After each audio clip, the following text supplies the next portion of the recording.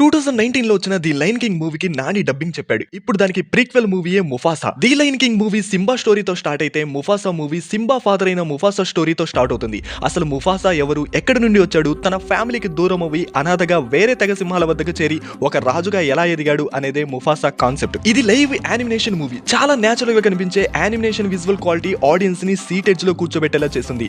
Mainly ఈ movie dubbing crew చాలా key role play చేశారు. బాబు వాయిస్ అయితే గుంటూరు కారం యాస వినిపిస్తుంది. ముఫాసా క్యారెక్టర్ ఎమోషన్ ని మ్యాచ్ చేస్తూ వాయిస్ మాడ్యులేషన్ ని మెయింటైన్ చేసిన స్టైల్ చాలా బాగుంది. అందువల్ల ఆ క్యారెక్టర్ పడిన struggle and pain audience own చేసుకుంటారు. మహేష్ బ్రహ్మానందం ఆలీ క్యారెక్టర్స్ డైలాగ్స్ చాలా బాగా కుదిరాయి. ఈ విషయంలో డబ్బింగ్ వెర్షన్ రైటర్స్ కి హ్యాట్స్ ఆఫ్ చెప్పాల్సిందే. కాకపోతే తెలుగు వెర్షన్ సాంగ్స్ అంత సింక్ అవ్వలేదు. ఫైనల్లీ ఎప్పుడో 2028లో వచ్చే రాజమౌళి మూవీ వరకు మహేష్ బాబు ఫ్యాన్స్ కి బోర్ కొట్టకుండా చేసే movie Mufasa. Extraordinary live action animation and best moral story కోసం ముఫాసాని ఖచ్చితంగా థియేటర్ లో 3D లేదా 4DX ఫార్మాట్ లో చూడండి. చూసిన తర్వాత మీ ఫీలింగ్ ఏంటో కామెంట్ చేయండి.